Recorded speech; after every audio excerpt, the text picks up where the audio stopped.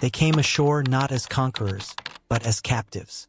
Men who had once worn the uniform of the Reich now stood on American soil, their boots echoing on the wooden planks of the docks. A foreign sun glared down, and the guards around them moved with a relaxed confidence that was deeply unsettling. They had been prepared for cruelty, for hunger, for humiliation. Instead, they were guided onto trains that carried them deep into the heart of a vast, green country, toward camps that felt less like prisons and more like empty towns awaiting residents. Behind the barbed wire, in the quiet of the barracks, the Germans clung to the remnants of their pride. And in those hushed conversations, one word surfaced again and again, a strange and unlikely symbol of defiance: Fanta. To an outsider, boasting about a soft drink while their nation lay in ruins would seem absurd. But for these men, Fanta was more than a beverage. It was a testament to their spirit. It was the taste of ingenuity, a spark of brightness created in the darkest of times. While Allied bombs fell on their cities and food supplies dwindled, this orange-colored drink had appeared as if by magic.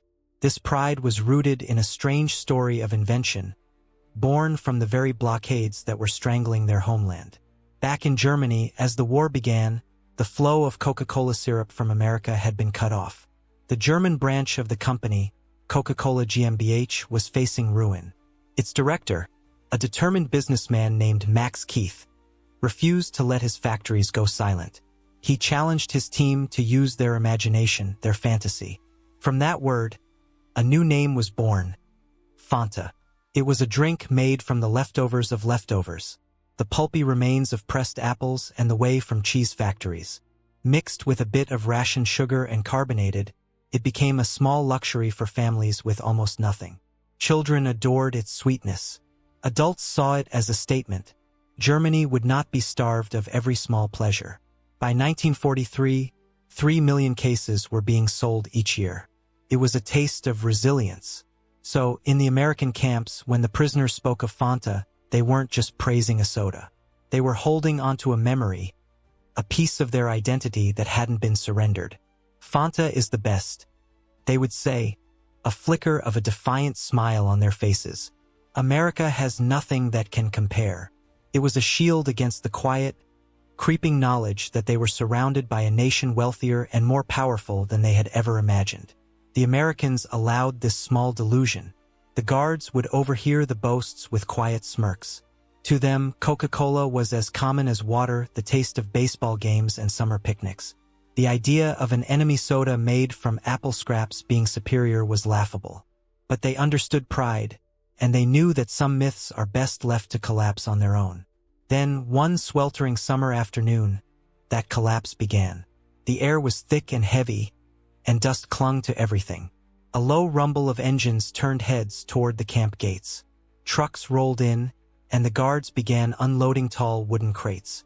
The prisoners pressed against the fence, their curiosity piqued by a familiar, hopeful sound: the clinking of glass bottles. At first, they saw only the dark shapes of the bottles. Some prisoners laughed, suggesting it was just water in reused containers. But as the crates were carried into the heart of the camp and the guards began prying off the caps, an unmistakable scent filled the air. It was the sweet, sharp aroma of real cola syrup and fizzing carbonation. Then they saw the labels. Printed in bold, elegant script against the dark glass was a name they all knew, but never expected to see here: Coca-Cola. The German prisoners stood frozen, a mix of disbelief and defiance on their faces. For months, they had clung to the myth of Fanta. Now, here was Coca-Cola, the real thing, being handed not to triumphant citizens, but to them, the defeated enemy. Hands hesitated. Some men swore they wouldn't touch it, their pride a final, fragile line of defense. But curiosity, and the memory of thirst, was a powerful force. One by one, hands reached out. The glass bottles were cool and beaded with condensation, the liquid inside dark and sparkling. With a mix of sneers and cautious hope, they lifted the bottles to their lips. And in that moment, the comforting story they had told themselves collided with a powerful, undeniable reality. The taste was richer, deeper, and more complex than anything they remembered. It wasn't the thin, fruity sweetness of Fanta, born of scarcity. This was a layered, confident flavor, a sweetness that spoke of abundance. The fizz was sharp and pleasant, a crisp sting that felt like a tiny celebration on the tongue. It was indulgence, pure and simple, a drink created not from improvisation, but from mastery. They looked at one another, their bravado faltering. A few muttered their grudging admiration. Others fell silent, but their silence was an answer in itself. There was no need for debate. Fanta had been a symbol of their cleverness, but Coca-Cola was a revelation. The guards watched, a knowing look in their eyes. They had seen this before, men stripped of their certainty not by force, but by a simple act of generosity. The prisoners drank, some quickly, others savoring each sip, until the last drops were gone. For the first time, many of them truly understood what the war reports and battle statistics had only hinted at. America wasn't just stronger in its armies and its factories. It was stronger in the small, everyday details of life. It was a nation so rich it could afford to give its prisoners a taste of luxury. That evening, the mood in the barracks was different. The men tried to rebuild their defiance. "It's too sweet," one complained. "Childish," another scoffed. They insisted Fanta had a subtle charm that this American drink could never match. But their voices lacked conviction. They knew the truth, and that truth was a bitter pill to swallow. Their prized invention, the symbol of their resilience, was a mere shadow next to the effortless abundance of America. The story would be told and retold, twisted and softened to protect what little pride they had left. But deep down, a new understanding had taken root. Fanta was survival. Coca-Cola was empire. One was a product of a nation making do. The other was the product of a nation that could do anything. And as the guards collected the empty bottles, the sound of rattling glass was a final, quiet reminder. The taste of Coke lingered on their tongues, sweeter than pride, and heavier than any defeat on the battlefield. While the German prisoners grappled with this startling taste of American life, the story of Coca-Cola in America was one of a nation defining itself through abundance. Fanta was a drink born of absence. Coca-Cola was a drink that thrived because America overflowed. Its story began in the late 19th century, created by a pharmacist in Atlanta and first sold at soda fountains for a nickel a glass. By the 1920s, its iconic red and white logo was a familiar sight from coast to coast. Billboards on highways and advertisements in magazines tied the drink to a modern, vibrant American lifestyle. It was becoming a universal language of refreshment, a symbol of a nation on the move. Even during the Great Depression, when bread lines stretched through cities, a bottle of Coke remained 5 cents. A small, affordable taste of normalcy in a world of hardship. It was liquid reassurance. It didn't ask people to compromise. It promised they could have both struggle and sweetness. By the 1940s, that promise went global. When the United States entered the war, it was determined not just to win, but to export its way of life. General Dwight D. Eisenhower himself requested that Coca-Cola bottling plants follow his troops into Europe. The company made a vow.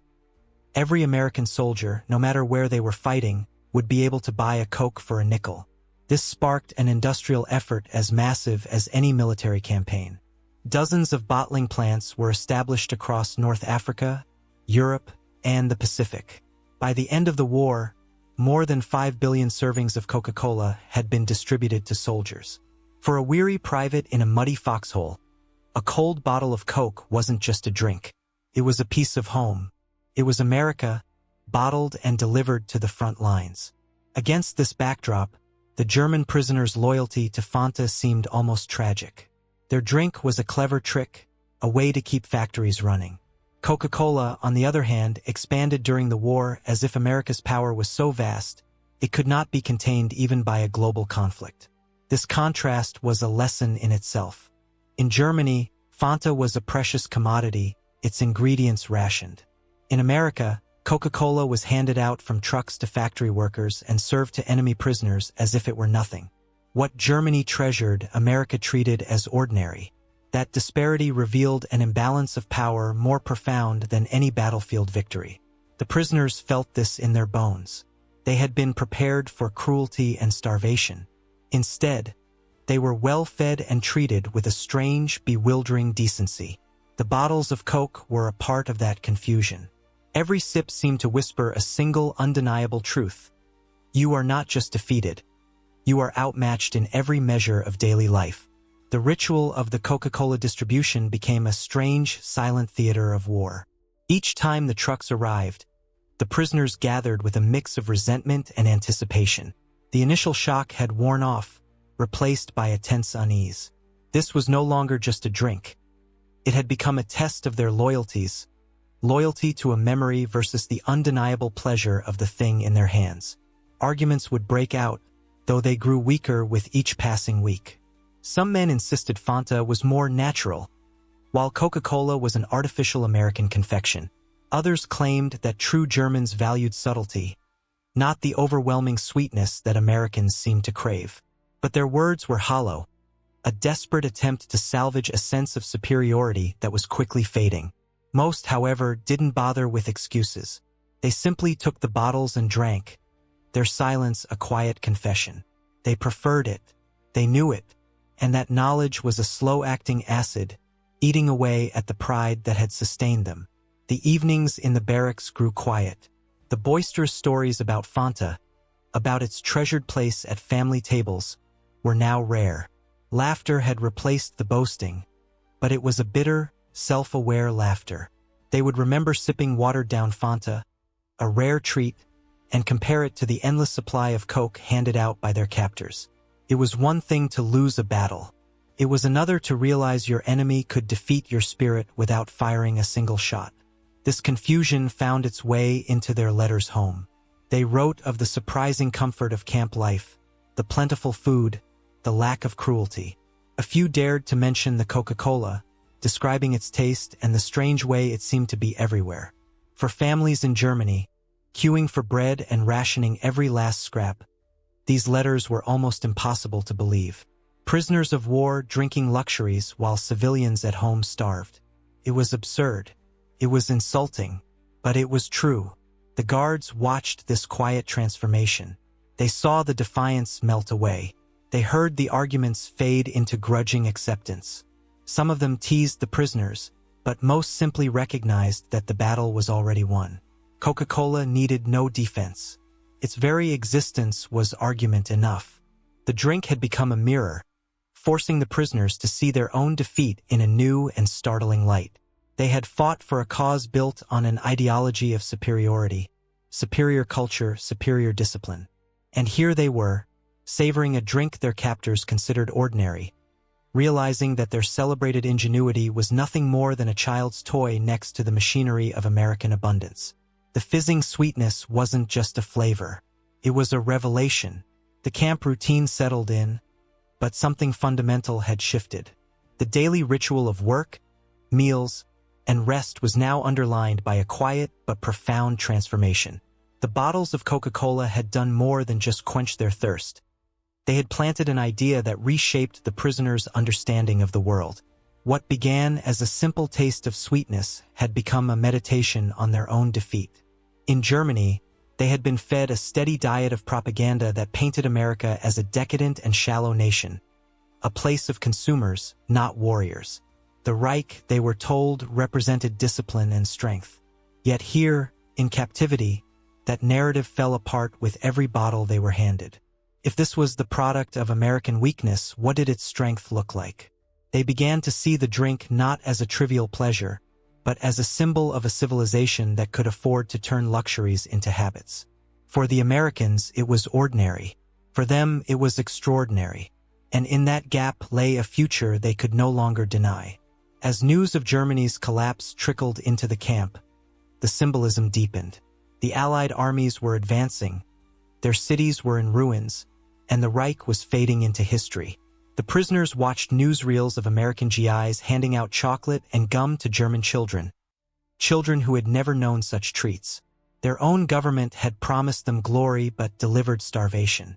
The enemy, meanwhile, arrived with enough candy to give away. One prisoner, a former schoolteacher, remarked to his bunkmates, "This drink is their flag." The idea struck a chord. Coca-Cola wasn't just a beverage. It was an emblem of identity, a banner of abundance that America carried everywhere it went. It announced a new kind of power, one that extended into taste, desire, and the very definition of a good life. After the war, as the prisoners returned to a shattered homeland, they saw the prophecy fulfilled. Coca-Cola moved swiftly into the markets of a recovering Europe, its red and white logo appearing on the streets of their own towns. The drink they had first tasted as captives was now being sold to their families as a symbol of peace and a new beginning. They had been taught a lesson in a way no lecture or propaganda ever could. They had learned that power wasn't just about armies or weapons.